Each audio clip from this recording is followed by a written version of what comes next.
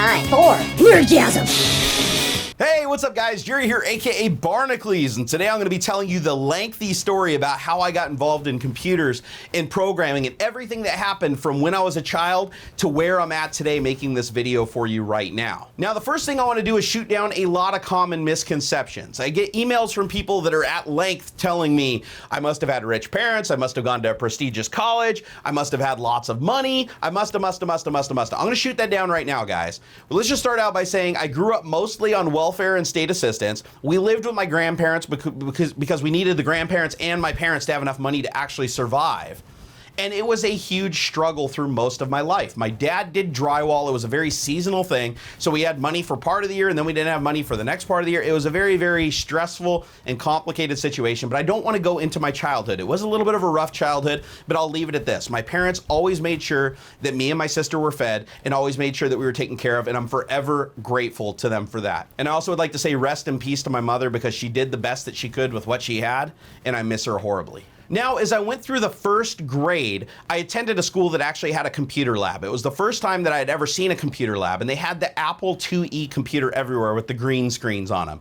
And I wasn't allowed to touch them because only like the second graders and on up were allowed to use the computer lab. So as a first grader, I just sat there and drooled looking through the window going, oh my God, I want to play with those things. Well, luckily for me, one of my parents' friends actually picked up a Texas Instrument TI-80 computer because he was some kind of engineer at the Puget Sound Naval Shipyard. So he had to have a computer for some reason. I don't know if it was spreadsheets or whatnot, but he had this computer, and when we went over to their house, he just let me play with it. He let me just mash keys and do all kinds of stuff on it. And at first it was just pushing buttons and seeing stuff show up on the screen that got me really, really interested.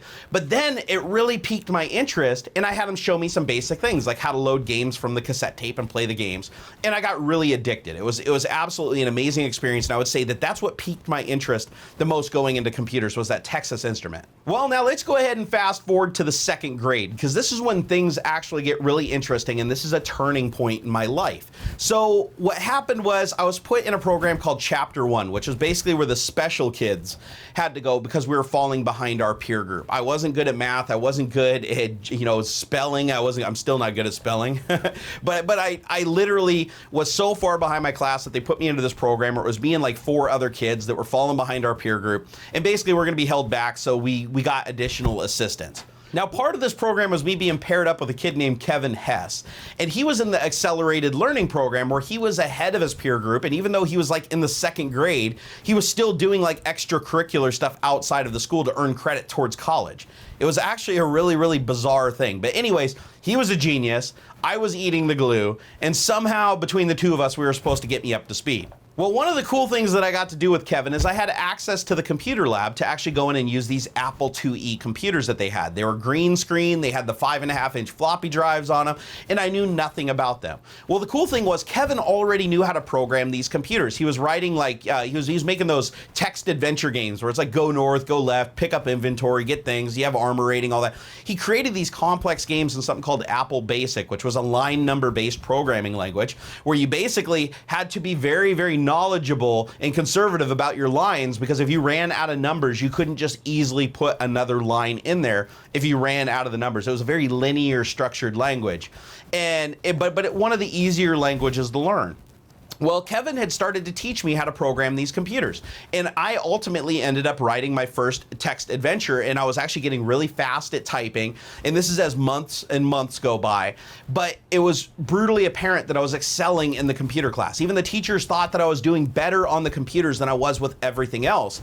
So they had a meeting with my parents and recommended that I get a computer for home because they thought that that would be my outlet to actually keep accelerating and keep learning, because they pretty much understood that I wouldn't learn anything unless I was interested in it. I was not interested in just doing math on paper. I wasn't interested in writing and all that stuff sitting in class. What I was interested in was hitting keys on the keyboard and making things in the computer. So lo and behold, by the end of the second grade, my parents got me a computer. Actually, more accurately, my grandparents got me a computer. But this is where things get a little weird. Everything I'd done up until that point had been on an Apple computer. Apple computers were pretty much all I knew other than the Texas Instrument, which by that time was completely dated. There was no reason to even have that computer.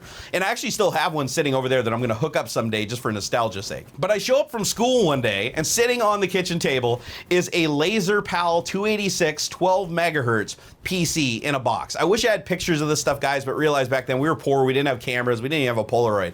So a lot of my childhood was lost as far as documenting it.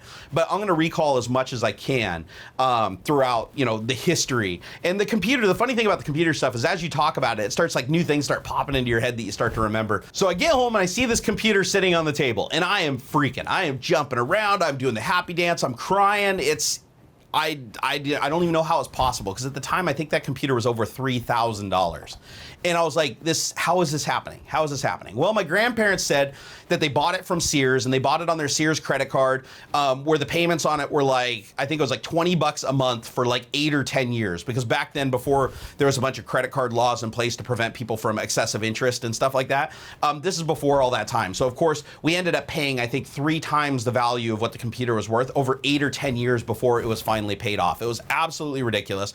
They were literally still paying for that computer long after it was gone. So at any rate, I unbox the computer, I hook it up, I push the power button, it boots up, and lo and behold, I see something called GeoWorks Ensemble, and I'm like, what is this? Like everything up until that point that I'd been working on has been this Apple IIe, which was a text-based programming console with very, very limited graphics capability.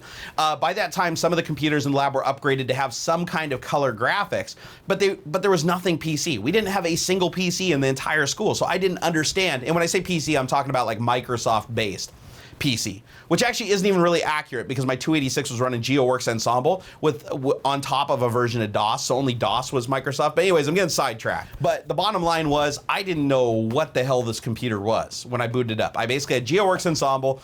It's like click here to run programs, click here to log into Prodigy. I'm like, what's Prodigy? I don't know what Prodigy is.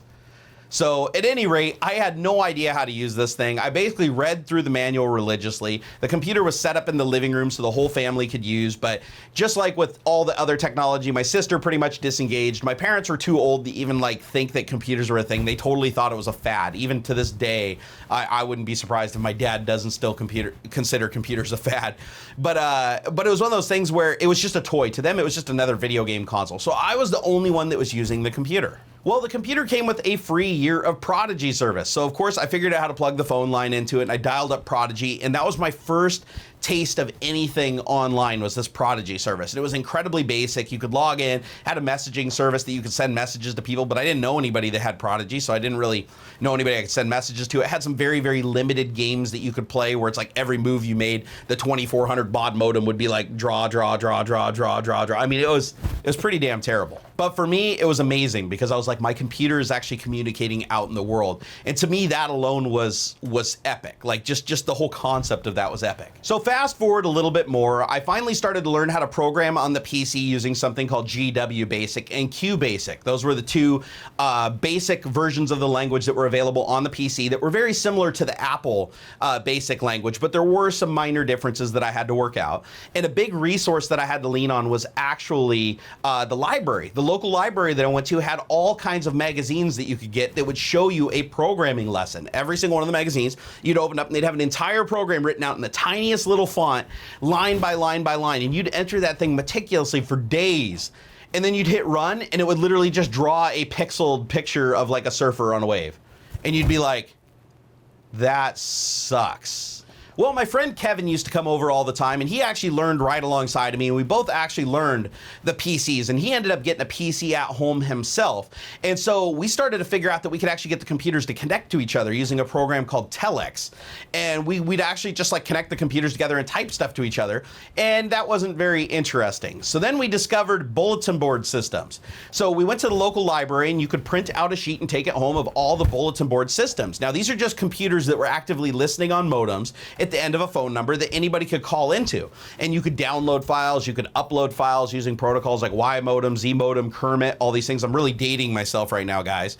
But you could share communication. You could talk to, if it was a multi-node BBS, which means it had multiple modems and multiple phone numbers, you could talk to the people that were on the other line and get into chat. You could do stuff like play these things called door games where you'd log in, you'd go play your moves for the day, and then you'd log out. Somebody else would log in, then the next day you would log in, and then you could counter their moves.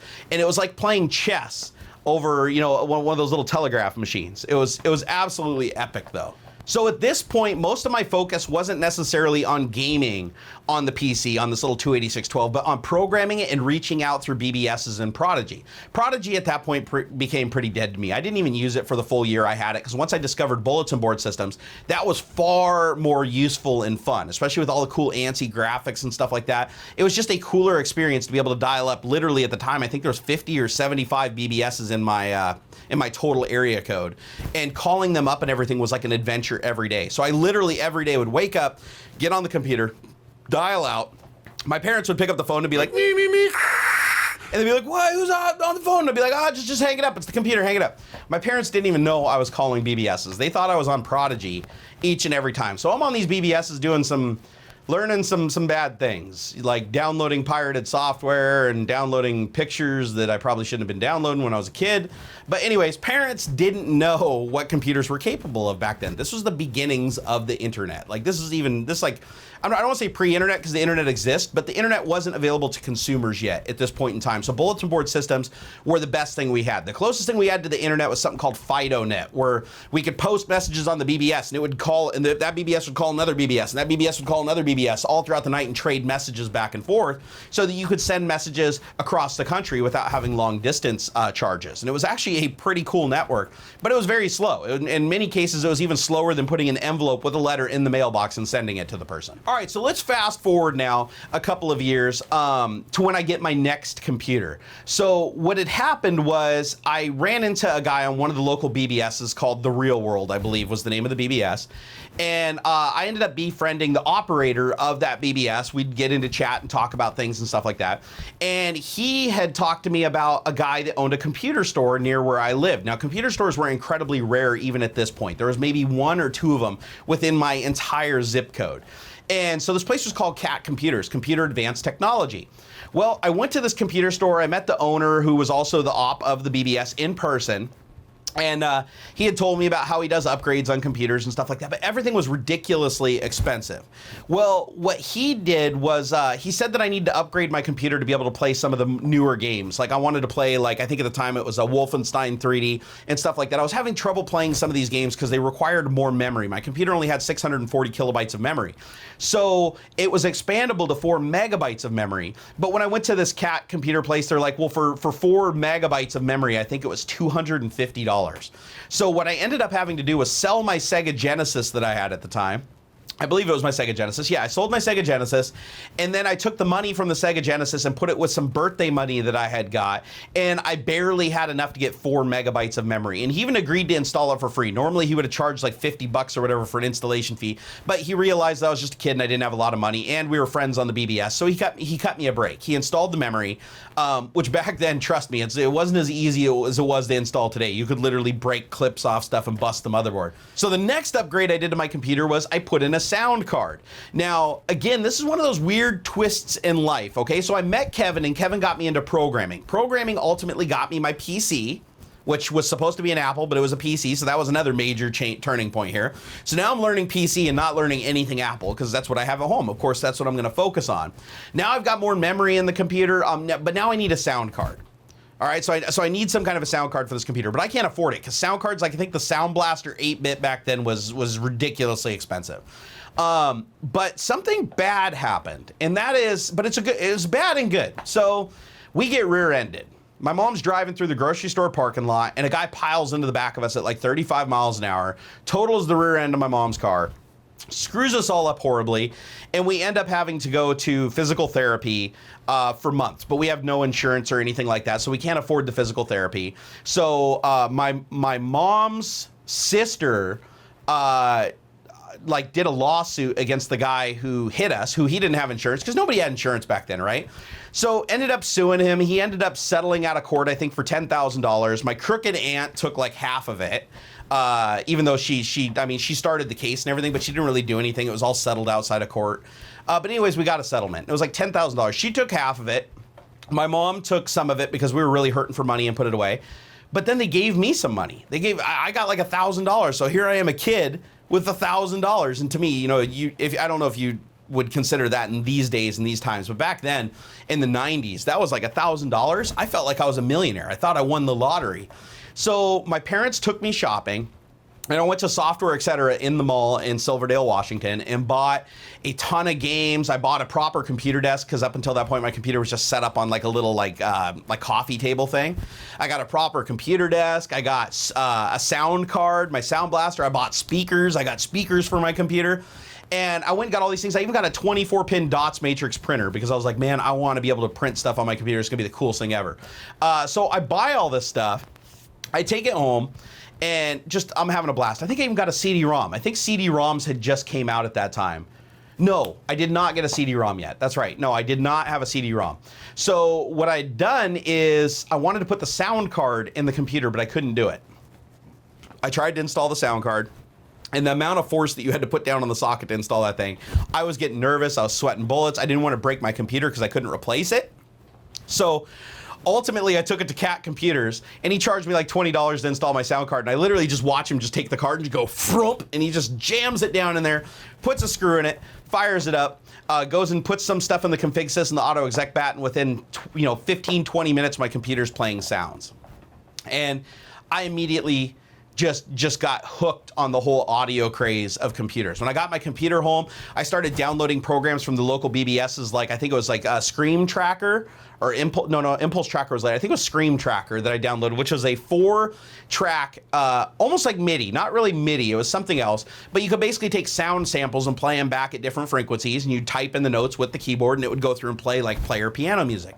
And I got really hooked on that, and even my friend Kevin got hooked on it, and we were both making music constantly and playing it through our speakers. It was a beautiful thing. Absolutely loved it. I would say that was another one of the things that really, really piqued my interest about computers, was the whole audio craze. All right, so we fast forward a little bit more, and it's finally time to upgrade my computer. I've saved up enough money helping my dad out on some of the drywall jobs and stuff like that I was able to go out and buy a motherboard and a CPU for a 386, I think it was a 386 it's 386 33 megahertz machine. I bought the motherboard, I bought the RAM, and I transferred everything over from the 286. So I still had the 40 megabyte hard drive, and I even still had the crappy monitor, which was this little, it was literally 640 by 480 VGA, which was awesome on the 286, but for the 386 by that time, it was already considered pretty dated.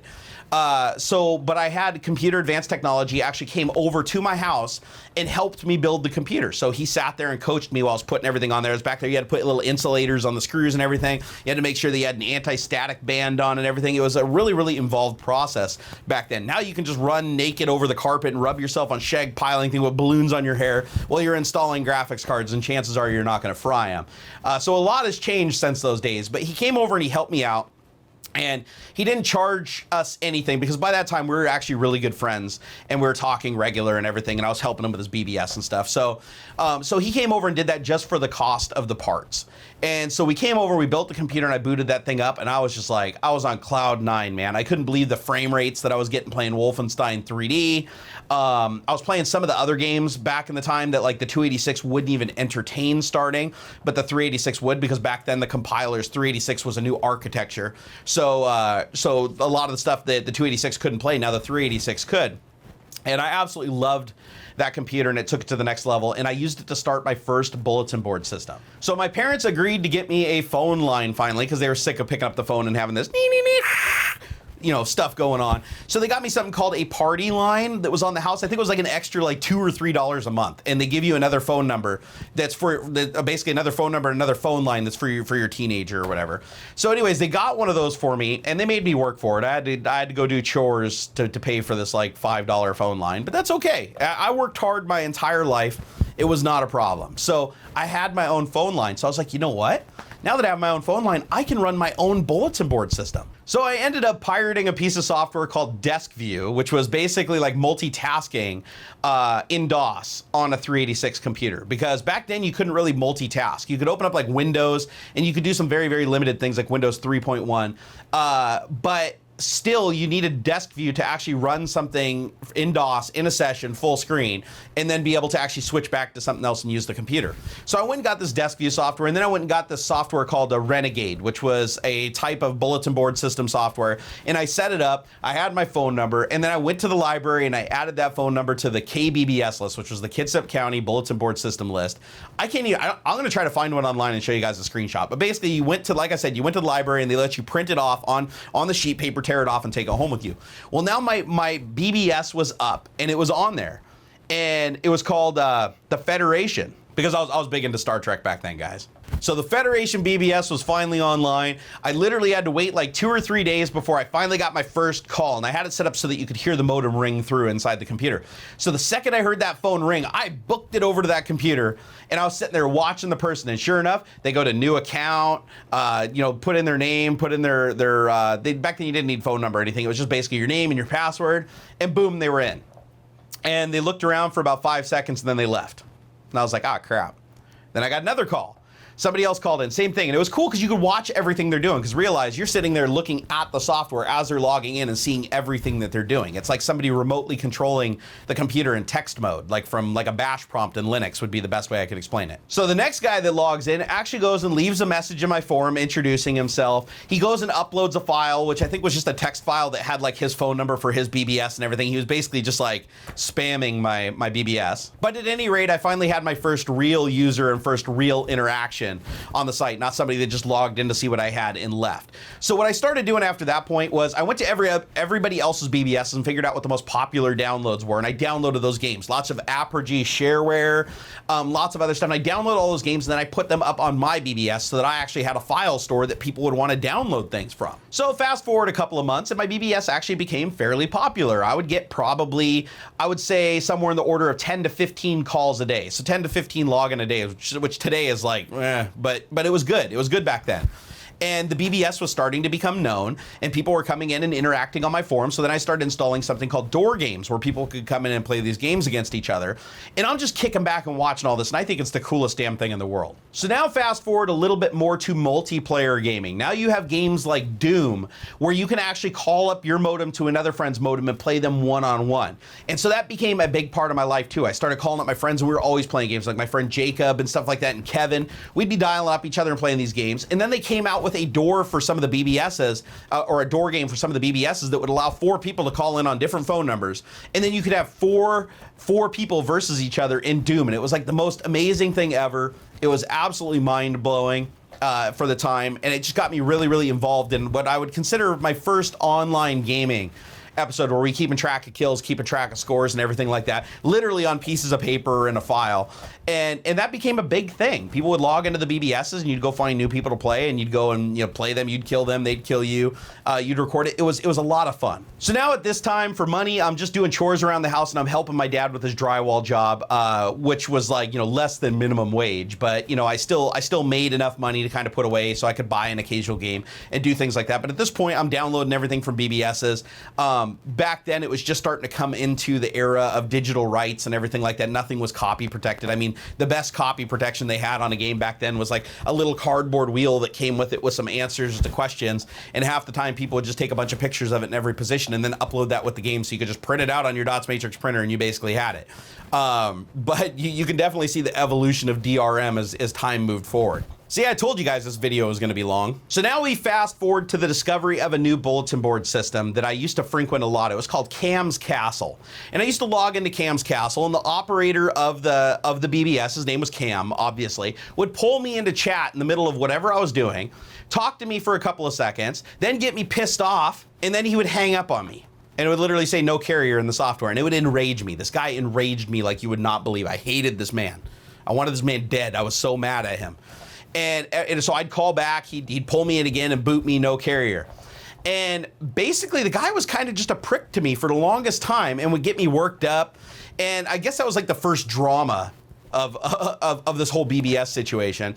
And what had happened was one day I logged in and he pulled me into chat and he's like, I want to show you something. I was like, okay. So he shows me a program that he wrote. He sends it to me, and I run it, and it's a text editor. And back then, you don't care if things are viruses or not. Luckily, it wasn't. I'm surprised it wasn't a virus because it was him. But I opened up his software, and there's this really cool text editor with ANSI graphics with like flowing shadows and stuff and lighting effects. And I was like, this is badass. How did you make this? And he said he programmed it in a language called C, not C++, C. And he used a compiler called Borland. And so he had sent me the Borland compiler, which again, this is like horrible piracy when I was a kid. I didn't even realize really what I was doing. I don't support piracy. I understand some people's situations, I really do. And honestly, I wouldn't be where I was at today if I didn't have access to software, that there was no other way I'd have access to it as a kid. But moving forward, anytime that I did anything that was of a commercial merit, I always purchased the software. But he gave me the Borland compiler, and he started giving me lessons on how to program C literally over chat on a bulletin board system. He would go through and he'd teach me all the constructs. He'd teach me the syntax. He would teach me how to create variables, teach me how to allocate memory, teach me about pointers. And this went on for months and months and months. This guy basically became my mentor. Now, at the time, I still had support from my friend Kevin, who by that time was also programming in C and doing some language. And I think at that point, the highest language I knew was some Pascal. Like I knew a little bit of Pascal, but mostly I was still programming in BASIC. But he took me into the era of C, and I took to it like a duck to water. I was completely addicted to this language and what you could do. I eventually evolved to learn some of the assembly so that I could do some of the graphics operations that you couldn't do in C, in DOS. And I even learned something called Wacom C, which was basically Wacom's proprietary syntax added to the C language. So fast forward again, here I am programming. I'm writing really cool things like 3D Starfields. I made a Pong game that was really badass. That was in 640 by 480, and that was actually a huge feat. I had to write something called a VISA driver back then because nothing was standardized. I mean, VISA was the standard at the software level, but every graphics card, the way you wrote to it and you did the graphics work was all different. So VISA was basically creating a layer driver so that it would work on all these different hardwares. Because you'd go to like one person's computer that had a Cirrus Logic video card and it wouldn't run. You go to the other computer that had a Trident video card and it worked just fine. So I had to create this VISA driver. It took me 6 months to learn how to develop that thing and write it. I'd never been more proud of anything in my life. So at this point, I'm still doing horrible in school. They're still trying to hold me back on all kinds of levels because at that point, still computers weren't enough of the grade in school to get you by. If you couldn't do well in everything else and you were a rock star at computers, it didn't make a difference. You still were failing. So now we fast forward to another turning point in my life, and that is one night I wake up to a loud buzzing noise and the smell of burning electronics, and I look over and there's literally a fire inside of my computer. And I'm losing my shit, guys. I'm like, wow, oh God, what is happening? And what had happened was lightning struck one of the transformers that was near our house during a bad lightning storm, and it had traveled up through the modem cable and through the power cable and literally lit my computer on fire. Luckily for us, we had homeowners insurance, so I was without a computer for, I want to say, about a month. And trust me, I was like, every moment I could, I was at my friend Kevin's house using his computer because I was having withdrawals. But they finally gave us a settlement for the computer, and they gave us the loss of the computer at its retail value, like which wasn't what I paid for it. So I had a lot more money than I thought I would. Like, I was actually shocked. It wasn't just like I had to replace the computer. I could totally get an upgrade. Now, again, my aunt was involved, my crooked aunt was involved in brokering the deal with the homeowners insurance. And I'm sure she's responsible for me getting more money than I should have because she was really, really crooked. But at any rate, she went ahead and took half the money, like she always did before, even with the other settlement. But she took half the money, runs off with it, but it still left me with enough money. I think it was like $2,500 or something like that I had. And it was enough money for me to build a 486. This is when 486s first came out. So this is gonna be the first time that I'm gonna own a computer that's actually cutting edge. Like everything else, even when I built the 386-33, it's like the DX40 was already out. And it was like, it was already old when I built it. And it's like, here I am building a 486, and it was a 486 DX266. And it was badass. It was the most badass computer. It was built in a tower that was, half the height of my body, because back then that was all the rage, really narrow, really tall towers. And it had a CD-ROM in it. Had a Sound Blaster 16, the new Sound Blaster of the time. I put a ton of memory in it. I think it had 16 megabytes of memory, which was like freaking amazing back then. Like 16 megabytes was like, holy crap.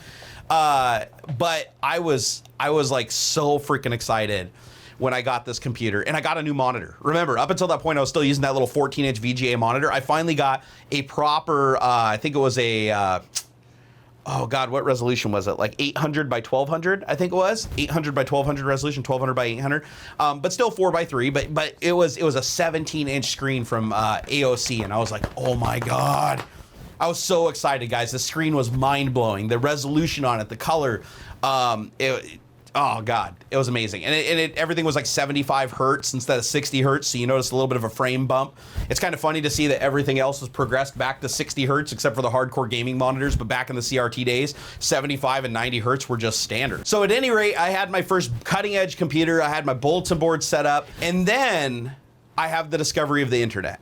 This is like the single like pivotal changing moment of my entire life, is that a company comes into town called Eskimo North. And Eskimo North has something called shell accounts, where you dial in using your telex or your terminal software and, you know, AT&T and some phone number. You connect, you log in with your account, you pay them like $5 a month or whatever, and you have access to the internet. You have a text-based web browser, you have IRC, which is this chat client where you can join channels and talk to hundreds of other people. It was absolutely revolutionary. I pretty much dropped all BBSs within a month and was just doing internet straight through this Eskimo North. And then ultimately another internet provider opened up called Hurricane Ridge, and I went and joined them. And then another one, Connected Inc. in Seattle. Anyways, all these little internet service providers started popping up everywhere that had these shell accounts. Now remember, at the time, everything was still text and ANSI graphics and stuff like that. But then one day, somebody's talking about this thing called Slurp, which is a program that takes a text-based connection to the internet, and then it connects to it, and it basically channels a graphical version of the internet through it. Because normally to get graphical internet at that time, it was like 20, 25 bucks a month versus $5 a month. I didn't have that kind of money. Nobody did. And plus, honestly, our modems were too slow to really handle it. Well, anyways, the Slurp, I installed it, and it turned my shell account into a graphics account. So now I was using, let's see if I can remember all this stuff. I think it was Windsock. I was using something called Windsock and some really old browser. I can't even remember some of this stuff. But basically in Windows 3.1, I had graphical internet, and it was glorious. It was magnificent. Every time you clicked on something, you could pretty much go make a sandwich and take a dump and come back before it was done. But it was absolutely amazing. Well, fast forward about 2 months, my account gets canceled. They call me up and say, we terminated your account. I was like, why? They're like, because you're using a program called Slurp to get graphical internet instead of paying for internet, and it's eating more bandwidth and blah, blah, blah, blah, blah. Anyways, they said they wouldn't turn it back on. And that's when I went to Hurricane Ridge. And then Hurricane Ridge caught me doing the same thing after a couple of months. But Hurricane Ridge did something a little bit different. They offered me a job. Even though I was young, they actually offered me a job to actually come in on, my parents would literally drive me there and drop me off to go in and fix it when they had a problem. I helped them install new hardware. They needed a barcode scanner installed for something. I'd go in and install their new modem banks. I'd go in and configure. At the time I was learning Linux, so I was familiar with Linux. So I went in there and I configured all their nodes and everything like that. And they would pay me like $100 to come in and do this. And at the time, $100 was like, holy crap, I wasn't even making that in a week working with my dad doing drywall. So I completely got hooked on this whole contract work thing. And they started recommending me to other people, and I started doing stuff for them. And it became a nice little revenue stream for me. It wasn't really enough to live off of, but it was a nice little revenue stream. Now, fast forward again, also my day job is working at Sears, literally putting stuff in people's cars. You know, when you go to Sears and you buy something and someone walks out and sticks something in your car? That was me. And so I was working at Sears at the time, and one day when I'm driving home, I see literally not even 300-400 yards from my house, this little abandoned building has a sign going up on it called Mothersboard Computers. And I'm like, wow, this is really freaking cool. So I go into this Motherboard Computers. They're still putting stuff up on the wall. They're not even open for business. There's just the front door was open. I waltzed in and started talking. And I met the owner of the shop. His name was Tim Lawhead. He really, really cool guy. And we started talking about computer stuff, and I was really knowledgeable about the stuff because I kept up to date on everything. I knew everything about every piece of hardware that was out. I knew everything about the graphics cards, the sound cards, everything. IRQs, you name it. DMAs, all that crap. I knew it. And as soon as he realized they know that, he's like, well, we're looking to hire somebody who can do like computer building and stuff like that. And he told me he'd give me a shot. He'd say, let me come in for a week and work. Basically, I think it was unpaid, come in just like an internship. And if I did a good job, he'd offer me a job. So I went in and I did that for a week. He loved what I was doing, and he offered me a job that was, I think he was going to pay me, I think it was $1 over minimum wage, but I was only making minimum wage at Sears. So I was like, oh, killer. So what I did was I shifted my, at Sears, I shifted my schedule around so that I was working nights. I was now offloading the trucks at Sears at night, and then during the day I was working at Mothersboard Computers. So I had 2 jobs, and I kept that up for 6 months. By this time, I'd moved out of my parents' house. I got my own little house with a roommate. I think the rent on it was like $450 a month with all utilities included. This place literally was more like a shed with a bathtub in it. It was pretty bad, but it was mine. And so I moved into this place. And I'm doing both jobs, but I'm exhausted. I'm going into Mothersboard Computers with bags under my eyes. I'm showing up at Sears so tired that I'm like falling asleep on the pallet jack and stuff. It was bad. So I finally had to cut my losses and quit Sears and focus on Mothersboard Computers full time. Now I was there for a couple of years at Mothersboard Computers, like working my way up to service manager, where I basically ran the store, handled inventory, handled the customers, all that stuff. So once I got to that point, I was pretty much told that I was at the max pay I could ever receive. I think it was $9 an hour. And they're just a little mom and pop store. So they're like, this is the max that we can pay you. So, and at this time I'm doing programming work for them. I'm writing utilities and scripts and tools, and I'm doing a lot of stuff that nobody else in the store can do. And one of the other employees that was there actually got paid more than me and lorded over my head. And John, you asshole, you know who you are. Actually, John and I are still friends today. He's the one that sent me the Texas Instrument. But it was one of those things where it was like, it used to piss me off so bad that he made more money than me. I was at my cap for how much I could ever make, and I was technically his boss. It was a very, very annoying situation. But technically, nobody's supposed to know what each other are making, but of course, it always comes down to that, and you find out, right? So I was always at war with John. John, eventually, we had to let him go. He ended up going on to be like working at a brain science institute down in Florida, and the guy's like just kicking ass. So we did him a solid. Wish somebody would have fired me earlier. But what had happened was we replaced him with my friend Jake, who was living with me, my roommate, and he came in and we did okay. But Jake was like the biggest slacker ever. He knows it too. He's probably laughing if he's watching. He's the biggest slacker ever. Half the time he wouldn't even come into work, and he wouldn't even call in or nothing. He'd just kind of go do his own thing. So I had to fire him. I didn't want to fire him, but my boss told me I had to fire him. I was the service manager, so I had to fire everybody. So I have to fire my best friend. As soon as I fire him, within like a couple of weeks, he moves out of the house, and because his dad got him a job somewhere. So he moves out of the house, and now I'm stuck with more bills than I can afford. I don't have his help at the shop anymore. You know, even though it was a little help, it was nice to have a friend there. And so he's gone. Now we fast forward a couple of months later, and I get a call from my friend Jake, and we haven't been talking that much or anything. He was still really mad at me for firing him. I was mad at him for moving out of the house. It was one of those things where it was like we were both pretty pissed. And so he calls me up months later and says, hey, I'm working at Microsoft. I didn't believe him. I absolutely did not believe him. But he's like, I'm working at Microsoft. And it was as a contingent staffing job, which I didn't understand the difference at the time. I thought if you work for somebody, you work for somebody. I didn't realize that contingent staffing was another company owned your soul, and you just go work for another company for them and give them half your money.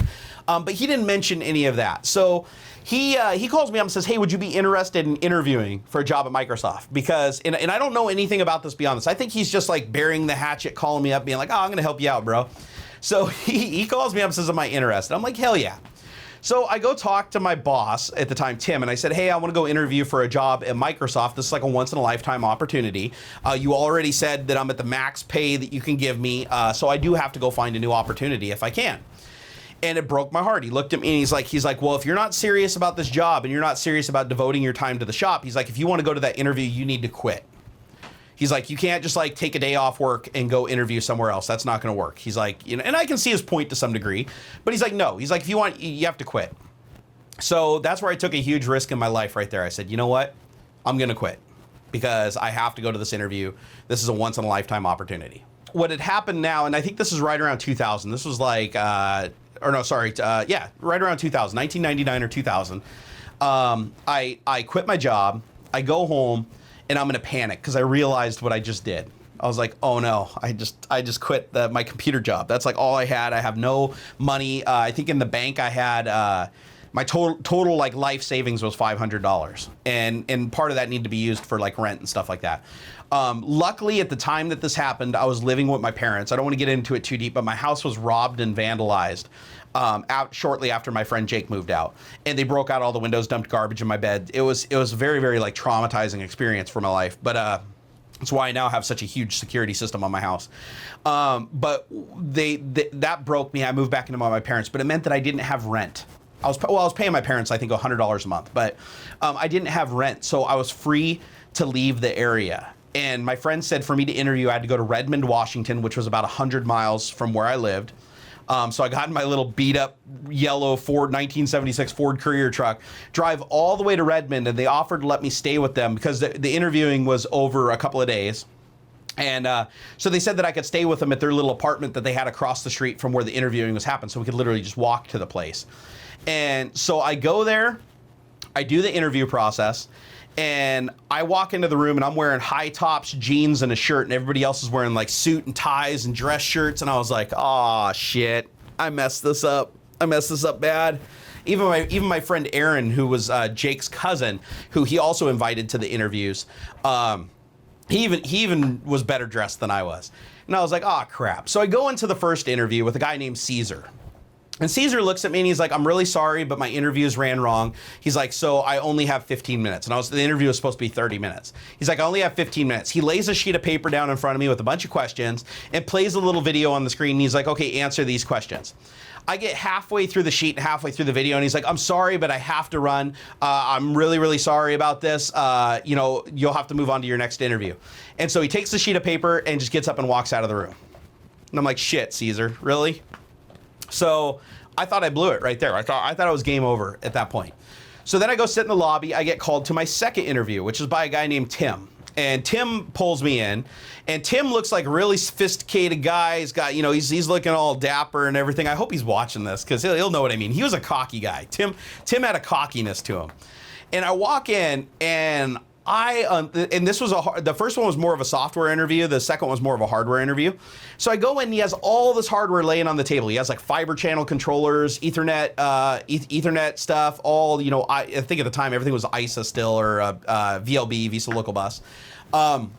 So he has all this hardware laying on the table, and he's just asked me. He's like, can you identify this hardware on the table? And I go full on ADHD with this guy walking around saying, oh, fiber channel controller, Ethernet, this is how much it has, this is how much it has, motherboard, this CPU, this is the socket difference versus the socket difference. And I am blurting as fast as I can because I am scared shitless that if I don't get everything out and get everything right, this is gonna walk. I'm not gonna get hired. So I'm like just going nuts. I'm drawing on the whiteboard. I'm babble. You guys know how I get when I'm really passionate. Hell, you're watching this video, right? So he, at the end of the interview, he looks at me and he says, your knowledge of hardware is very, very, very strong. He's like, I really like it. He's like, we'll be in touch. And he dismisses me. And I can't read him. I think things went well. I'm like, okay, I think things went well, but he didn't really change his temperament. The guy had a wicked poker face. So I leave and I go back to my friend's apartment where we're staying. It's not an apartment. It's like one of those places where you rent like a week at a time. I think it was called Homestead Inn or something in Redmond. Don't stay there. The place is crappy. Anyways, we go back there. I stay the night. I'm panicking my ass off, guys. I am absolutely just freaking out. We only have the place for like, I think 2 more days. And Aaron gets a call back immediately. Like right the next day, Aaron gets a call back with an offer. And Aaron's like, yeah. So that's the guy that was interviewing me there that day, and Jake's cousin. He gets the job. I get no phone call. Nothing. I thought I ruined it. I thought that I took a risk. I quit my only job I had. I'm gonna have to go back to living with my parents. I'm like, shit. So the time ran out, guys. So what I had to do was drive. I was out of time. So I got in my truck. I drove all the way back to my parents' house, and I sat on my hands. I didn't know what to do. I was like, shit. So the next day, I still didn't receive a call. So I went back to Mothersboard Computers, and I begged for my job back. I said, I'm really, really sorry. I made a mistake. Obviously, I'm not Microsoft material. I don't know what to say. And so Tim gave me my job back, but he said to teach me a lesson. He was going to dock me $1 an hour. So now I was down to $8 an hour, so that I would learn my lesson. And I had to accept because I needed the money. So, I was like, again, guys, I know it might come off like he was being an asshole right here, but realistically look at it through his eyes. I was his star employee and the person running his entire business. And he couldn't pay me anymore because the business honestly wasn't making money, and I walked. But again, you have to look out for yourself. That's the number one thing I hope you guys take away from this video is be true to yourself. Take your risks, fight your passions, but don't let other people hold you back. Don't. So I went groveling back. I got my job. So he told me that I could take the rest of the day off. Like I came in, he gave me a job. He's like, come back fresh tomorrow. So I go home and I'm sitting there and I get a phone call. The phone rings. Hi, is Jerry there? My mom hands me the phone. I'm like, yes, this is Volt, which is the name of the contingent staffing agency. And they're like, we would like to pay you $15 an hour for a full-time job as a hardware technician in one of the biggest labs at Microsoft. And I just started, I literally was crying. I was crying on the phone. And don't ever cry on the phone when somebody offers you a job, and never take the first offer. Be like, 15 bucks? Shit, no, pay me 17 or 18. I learned that later on. We'll get to that. So anyways, 15 bucks an hour. I was making 8 at the time, 9 before. Now I'm making 8. Now they're saying 15, right? So I'm like, holy crap, that's almost double what I was being paid at Mothersboard Computers. So I'm like, absolutely, yes, I'll take the job. I call Tim up and say, I quit again. Needless to say, Tim is very confused and pissed off at this time, but don't worry, we still become great friends later. It was a little bit of a rough patch, but we smoothed things over. And I was really good friends with his son also, who unfortunately passed away. You guys may remember I made a video and a GoFundMe for Jason Lawhead, who passed away from a complication with his cancer. And you guys helped raise a ton of money for that, and I am eternally grateful. But he was the son of Tim, the guy that owned the computer store. But we patched everything up later on, so don't worry about Tim. We were in a good place after that. But I go to Microsoft, and the first thing I realize is with traffic, it's a 3-hour commute there and a 3-hour commute back in my little Ford Courier truck that's like blowing smoke and carbon monoxide coming up through holes in the floorboard. It was horrible. So I came to the realization that I need to be in Redmond to work at Redmond. I can't make this 3-hour commute every day. It's not going to work. So I started looking for an apartment in the area, but the problem is the apartments there are $1,000 or $1,100 a month. And even though I was making 15 bucks an hour at that rate, I still wouldn't hardly be surviving. So my first couple of months that I worked at Microsoft, I literally ate top ramen. I went to the kitchen area at Microsoft and stole all their milk and all their soda and everything so that I had things to drink. And I'd buy this cheap bulk cereal from Costco using my friend's membership so that I could feed myself while I was transitioning. But I didn't get the apartment immediately. While they were approving me for the apartment, I had to actually stay with Jake and Aaron, who became roommates and got an apartment right across the street from Microsoft. But their grandmother was really pissed about the lease agreement because you weren't allowed to have another person staying with you. So it was all very covert. I literally just brought over a blanket and slept next to a heat register on the floor for a week or so until I got my apartment. But it was like covert. It was like if the leaseholder, which was their grandmother, came knocking, it was like I had to go like jump off the deck and run off into the woods with my blanket. Luckily, it never came to that, but that was the plan. So now fast forward a little bit more. I've been working at Microsoft in this hardware lab. My job is literally to go pull broken computers out of server racks or off of benches, take them back to my bench, take them apart, replace memory, hard drive, motherboards, CPUs, whatever's broken, reload them with their software loadout and plug them back in. Well, what had happened was I never put on my resume that I knew how to program because I never knew how to formally program and I don't have an education to support it. So I didn't put it on my resume. So they had no idea that I had any kind of experience with software development. So what I started doing in my free time, because imagine there was days where like nothing would break. Like in a lab of, I think there was 1,200 computers in there at the time, nothing would break. I'd have a whole day of me just sitting there waiting for a ticket to come in. And so what I did was I installed my compiler. Microsoft had their own dev environment. I installed the compiler and I started learning Microsoft's dev environment. And at the time I was using their Visual Studio, the very early version of it, to start programming in C and C++. I was learning C++ at the time. It was my first introduction to an object-oriented type language. And so I'm using all of Microsoft's resources. I'm checking out books from the Microsoft internal library. I'm going to Microsoft technical training on programming classes because I got my manager to approve it. And also, actually, one thing that I forgot to mention that was kind of a critical component here is the reason I didn't get a call back originally on the interview was because Tim thought that I was really, really hyperactive, and he was worried that I'd be a liability as far as getting along with my coworkers, and he thought I was just out there. He thought I was a little bit of a space cadet.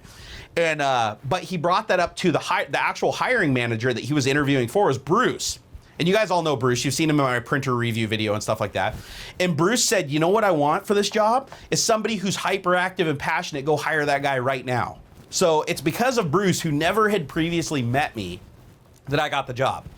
So now fast forward to where I currently am. I'm writing code now. I'm in the lab. Nobody knows I'm doing this, but I wrote a program that ran on one of the servers at the front of the lab and monitored all 1,200 computers by sending them each a ping and then showing a graphical representation in a graph on the screen of whether they were dead or alive. And I did this because part of me finding dead machines was if the machines would stop running the software, the operator in the morning would go around and check each machine through the KVM switches, and if he found a computer that was hung, he would report it to me to investigate. Well, now I found a way to get all the investigations in the morning without anybody having to inspect any of the computers. And the software, I can't even remember what I called it, but it ran in the front of the lab. And when my boss saw that, he about shit himself. He's like, what, you programmed this? Like, you wrote the software? And I'm not gonna lie, it was kind of shitty software. I mean, we had to turn it off on more than one occasion and reboot it because it was eating like, you know, all of the memory in the server. It might have had a couple leaks. But this is when Bruce discovered that I actually could write code. So now fast forward a couple of more months, I'm writing all kinds of tools. I'm putting scripts in place for automation to make it easier for the guys in the lab, and they're all loving this stuff, right? So finally a hiring time comes up where they're looking for full-time employees. And Bruce puts me on the list and I go through the interview loop. I had to interview with like 5 people. Long story short, I only pissed off one of them, so the rest thought I was great. And they gave me the thumbs up and they made me a job offer. I can't even remember my first hiring level. No, it was 56. I was a level 56 software engineer. That's all I was. Level 56 software engineer. So they hired me on. The pay was ridiculous. Like at that point, I think I was making like 35 bucks an hour. Went from 15 to like 35 bucks an hour. And I was like, holy crap. This is like, I never thought I'd make that kind of money. My first 2 paychecks, I went to Magnolia Hi-Fi and bought a 60-inch rear projection screen TV on credit. I still couldn't afford it flat out, but on credit. And I went and bought a couple other things and I pimped out my apartment. I got another monitor for my other computer, and I had 2 computers running in my office, or in my office at home, which was a 1-bedroom apartment. But it was awesome. It was absolutely awesome. And I started focusing more on the software aspect to make my job easier in the lab. And I was hired on as a software developer in test. So every year I'm basically being promoted. I'm getting a pay raise. I got a couple of gold star awards, which are basically just an award you get signed by like, you know, Steve Ballmer or Bill Gates. And I even got a hero award. I've got a couple of things hung around my office here. But every year I was pushing hard and hard and hard and climbing the ladder. And here I am as a level 64 senior SDET, just 1 step under principal. I've written like 14 best-in-class tools for Microsoft that are still, most of them are in use today. I think 12 of the 14 are still in use today. I wrote an automation harness that actually was up for a patent through Microsoft. I did a lot of really cool things. And over those years, I used Microsoft's resources to educate myself. I went to all their technical engineer training, all their library books, everything. You have to realize I didn't really start dating until like a couple of years after I started at Microsoft. And then when I met who's my wife now, actually she was an old high school sweetheart that sweetheart for me. I was just her friend back in high school. But anyways, I ended up getting together with her. We lived together. Then we ultimately got married. But she gave me a lot of space to do my job. We didn't have any kids at the time. So I'd come up in this room and I would just develop all day, go to work, come home, eat food, develop. And then on the weekends, we'd go do stuff. And so it gave me a huge edge on all my coworkers, and I just grew and grew and grew. And I'm sorry, guys, I'm getting so sweaty right now. The air conditioner's been off for the length of this video, and it feels like it's about 90 plus degrees in here. That's why I got a towel. I have no idea how long this video is. It's completely unscripted. I just sitting down, and I'm gonna ramble to the camera until I'm done with my story. So hopefully some of you are still around. Leave a comment down below if you're still watching. So now you guys have probably seen the video where I got laid off from Microsoft. About 2 years, a devastating blow that changed everything again occurred, and that is Microsoft decided to lay off the entire test division. They wanted testing to be done by the end users like you guys through just cumulative updates being pushed out, and if it bricks your computer, okay, we get a little data back, we fix it, we push it out, and hopefully it doesn't brick everybody else's computer. It was a revolutionary change in how Microsoft wanted to do things. But to do that, they had to abolish tests. They had to basically just trim it down to bare metal. And so myself, all my team members, except for the ones that were here on visas because they couldn't get rid of them because they have to agree to employ them for a certain period of time. But everybody, my boss, my boss's boss, everybody basically got laid off. And it was horrible. And it all happened in one fell swoop, one day, completely unexpected. We were all just shoved in a room like cattle and told to go home. And this is after I'd spent the previous week setting up a whole new office in another building with all my computers and everything for a project that only I could work on. So that day I come home, I'm a broken man. I don't know what to do. I've been doing the YouTube thing as a hobby, haven't been really serious about it. But I come home and I don't have nothing to do. And Microsoft gave me a severance package, so I had money to get me by for the next year. So it wasn't like they just laid me out flat on my ass, and I made that clear in the video, in my laid off video, that Microsoft did take care of us when they laid us off. I still don't understand why they laid us off, and I think the company honestly has been spiraling downward since, but at least they took care of us and they didn't have to. Unfortunately, the waves that followed that, 2, 3, 4, and 5, some of them didn't get any severance packages. Some of them even took jobs where they came back and paid the severance package off, and then they neutralized those jobs and they lost everything. So Microsoft did some pretty shitty things to its employees. But luckily, because I was in wave 1, I got the severance package and everything went over pretty smoothly. But then I made the decision, guys, to try the YouTube thing full time. And I decided, you know what? I've got a year to play around. I am going to put all of my heart and soul into this and see what could happen. And here I am right now at 734,000 subscribers. I think I got 74 million video views. I'm making enough revenue from the ads for the people that aren't using ad blocks and people that use my affiliate links and people, you know, like all my links down in the video description and people that donate and everything. I have enough money now that I'm starting to hit the point where I'm finally able to pay a little bit into my retirement, nowhere near where I need to. I'm able to afford my insurance and I'm no longer going backwards. The first year I was going backwards entirely, but luckily I caught myself and I'm coming back and the landscape's constantly changing. But that's how I got to where I'm at today in computers. And that's why now I got 3 50-inch screens behind me, a giant one. I've got this beautiful, beautiful machine built by Puget Systems. And I've got lots of really, really cool toys and technology, and the passion and drive is still there. I'm just a little burnt out sometimes because when you work for yourself, you don't go outside, you don't have somebody telling you what to do, you gain a lot of weight, you get fatigued.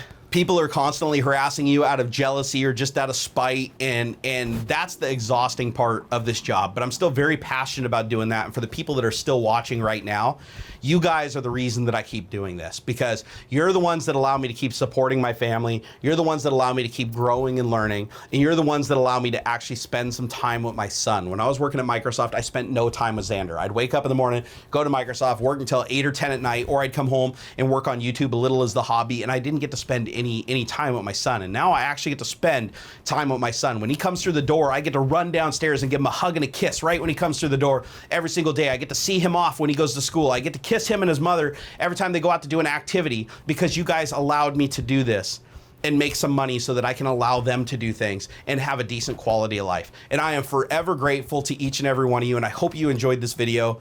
I'm sure it has been incredibly long-winded, and I'm even scared to see how long this is once I drag it into Adobe Premiere and start editing it. But this is a story that I wanted to tell, and I hope it inspires you guys to never give up on your hopes, never give up on your dreams. Don't be afraid to take risks. And a lot of the risks that I took that I didn't talk about in this video, because like I said, I'm talking about how it pertains to my computers and my programming. I had a really, really shitty childhood. I had a very, very abusive teenage years. I had a lot of problems with school and getting into fights and things like that, but I don't want to go too deep into it. But I want to say that my life was in a shitty place. I was that poor person that had to live with his parents because he lost everything. I was that person that drove a car that every single day the brakes would fail on it and you'd end up in a ditch. I had to just take risk after risk after risk and keep going further and further into debt and further screwed until I finally hit the spots where I could push hard enough to get back up again.